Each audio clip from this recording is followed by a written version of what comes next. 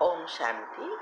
आपका प्रश्न है, कहा जाता है कि एक योगी को सही समय पर भोजन करना चाहिए व उसके बाद ज़्यादा कुछ नहीं खाना चाहिए। पर हम जब रात को सोने जाते हैं तब हमें बहुत तेज भूख लगती है और फिर कुछ न कुछ खाना ही पड़ता है, वरना नींद नहीं आती।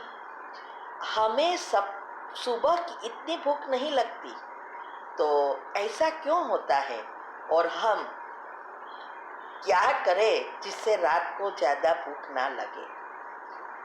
उत्तर है, पहले तो ये जानो कि सिर्फ योगियों को सही भोजन समय पर नहीं करना है, लेकिन सभी को समय पर भोजन करना चाहिए। साइंटिफिक रीति से हमने बहुत अच्छी रीति हेल्थ एंड माइंड के टॉपिक में भी ये बातें समझाई है। आप चाहो तो यूट्यूब पर से शिव शक्ति मेडिटेशन बीके कुसुम करोगे, प्लेलिस्ट में जाओगे तो ये टॉपिक सारे आएंगे। उसमें ये सब डिटेल में बताया है साइंटिफिक रीति से कि क्यों समय पर भोजन करना चाहिए। तो समय पर भोजन करने से हमारी सारी सिस्टम सेट रहती है और बीमारियां से हम बच सकते हैं।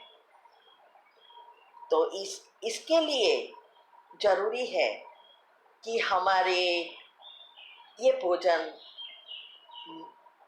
जितना जरूरी है उससे कम खाना है। जैसे हमने एक बार कहा था कि हमारी पेट के अंदर भी एक मिक्सचर है।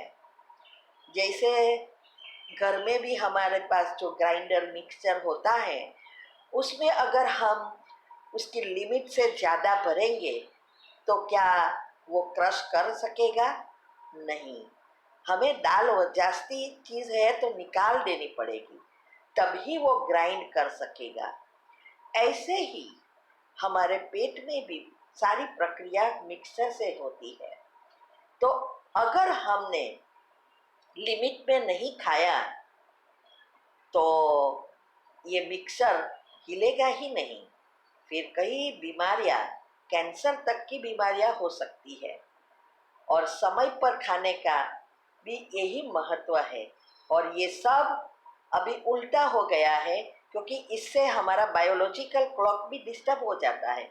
अभी सारी सिस्टम, खाने पीने सोने घूमने, सब सिस्टम अपसेट हो गई है और इसको रीसेट करना है, यही है मेडिटेशन। तो इसके लिए बहुत बहुत ज़रूरी है ये बातों को समझना। आप हेल्थ एंड माइंड के टॉपिक में जाना। अभी थोड़े दिन पहले एक आत्मा का प्रश्न था, उसमें भी हमने बहुत अच्छी रीति समझाया। पता नहीं आपने सुना कि नहीं सुना, कैसे हम हमारी टाइम टेबल फिक्स कर सकते हैं। तो वो भी आप नहीं सुना तो सुनना, अभी मेरे पास वो आंसर नहीं है। तो अभी ये आपको हो रहा है, इसका कारण यह है कि आपका कई सालों से आपका एक सॉफ्टवेयर बन गया है रात को खाना। अभी उसको बंद करना है, वरना आगे चल के बहुत प्रॉब्लम होगा। यंग होते हैं तो नहीं होता है, लेकिन जैसी जैसी उम्र होती है वैसे वैसे कभी कभी कब चक्र फूल हो जाए किसी को भी पता नहीं है। इसीलिए हमें पहले तो ये योग से हमारा बायोलॉजिकल क्लॉक सेट करना है। सारी दिनचर्या मनचर्या ग्रुप में जो आता है, ऐसे करके उसको फिर से रिसेट करना है।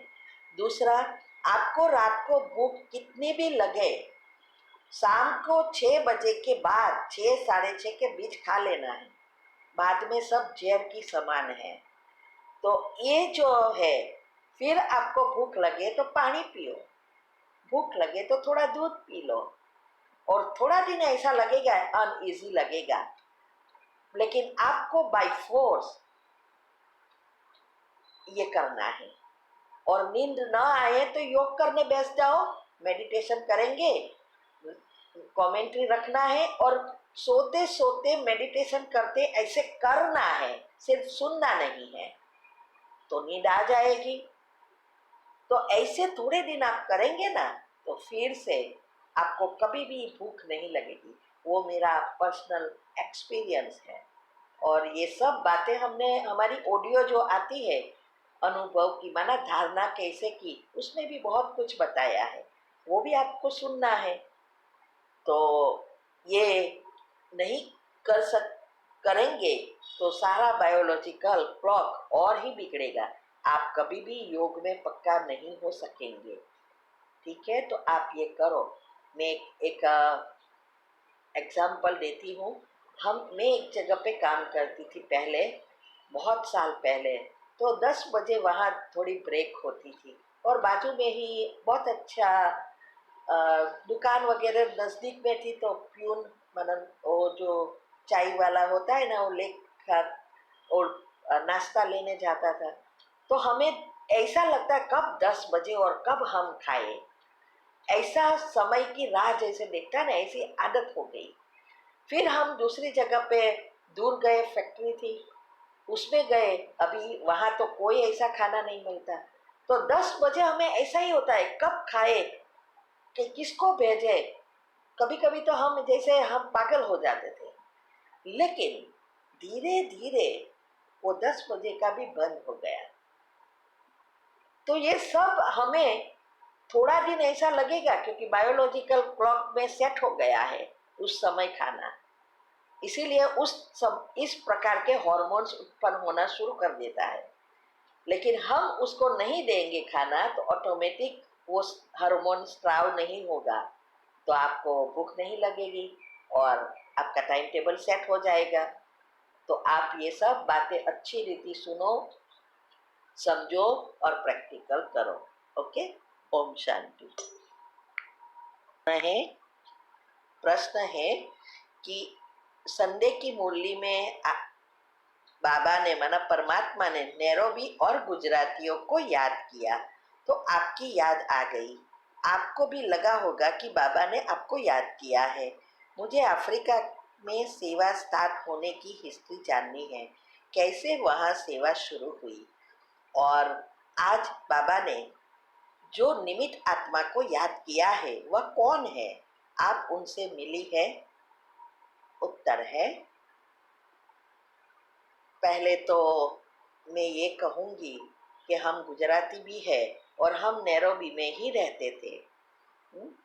करीब 23 साल, 22 या 23 साल हम वहाँ अफ्रीका में ही थे और वहाँ ही जॉब करते थे। मैंने मेरा परिचय के बारे में थोड़ा भेजा था, उसमें आपने देखा होगा कि हमने ज्ञान अफ्रीका से ही लिया है। और ये जो आत्मा को याद किया वेदांती बेन है, उससे ही हमने ज्ञान लिया है।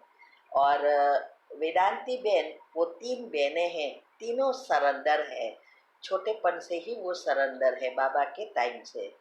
और अहमदाबाद में चंद्रिका बेन है, वो बहुत बड़ा सेंटर से बालती है महादेव एरिया में, वो उसकी बहन है।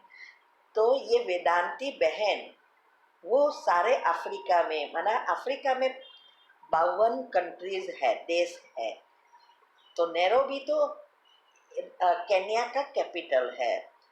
तो जब ब्रह्मा बाबा ने शरीर छोड़ा, तब फॉरेन की सेवा नहीं थी। बाद में 72 से फॉरेन की सेवा शुरू की। तो 3 बहनें बाबा ने, माना शिव बाबा ने दादी द्वारा भेजा। तो अफ्रीका के लिए ये वेदांती बहन गए। एक भाई था, वो आया था यहाँ और उसने इनवाइट किया और उसने वहाँ बुलाया और सेवा शुरू की। ऐसे ही अमेरिका में मोहिनी दीदी है, वो उसने की। और यूरोप में माना लंदन साइड दादी चांद की गई। ये सब ऐसे तीनों मेन जगह पर सेवा के लिए भेजे और फिर उसमें से ये सारी सेवाएं शुरू की। तो ये निमित्त आत्मा वेदांती बेन है, उसके पास ही हमने ये ज्ञान लिया। अभी हम जनवरी में भी 1 महीना जाके आए वहाँ, सेवा के लिए गए थे। सेवा करके वापस आ गए। तो तब भी हम वेदांती बहन से मिले हैं और थोड़ा काम भी था, दोनों हो गया। तो इसीलिए ऐसे पहले एक किसी के घर में सेवा शुरू की एज यूजुअल, जैसे सब जगह पर होती है। फिर धीरे धीरे धीरे धीरे सारे केन्या में बहुत टाउन में खुला, फिर दूसरे अफ्रीका देश में शुरू हुआ, दूसरी कंट्रीज में। अभी एक भाई है जो मुस्लिम भाई है, लेकिन खोजा है शायद, या मेरे को नाम में भूल गई। उसको भी बाबा हर समय याद करता है और उसको तो स्टेज पर भी बुलाता है। मैं अभी फ़ोटो भेजूंगी, हम मिले थे उसको, तो अभी भी फ़ोटो लिया।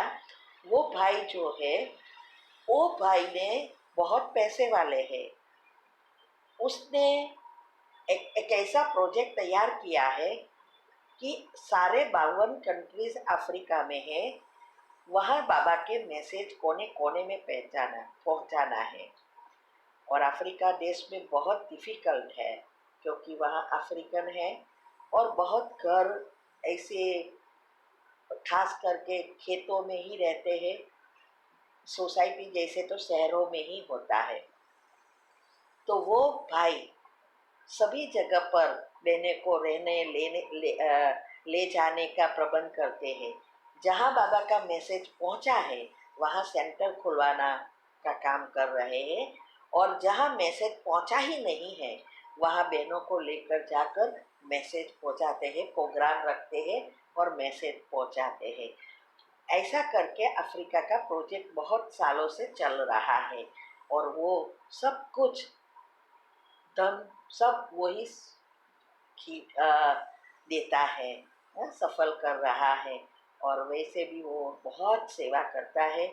और बाबा हमेशा जब भी वो इंडिया बाबा को मिलने हर साल आता है तो वो उसको खड़ा कर कर से स्टेज ऊपर बाबा खुद बुलाते हैं उसको, इतनी सेवा की है। तो ये सब बहुत कुछ है। तो अभी कभी कभी ये चांस मिलेगा तो मैं कहूँगी। तो मुझे भी बहुत खुशी आई कि हम नैरोबी से भी है और गुजराती भी है, तो खुशी तो होती ही है ना। ओके, ओम शांति।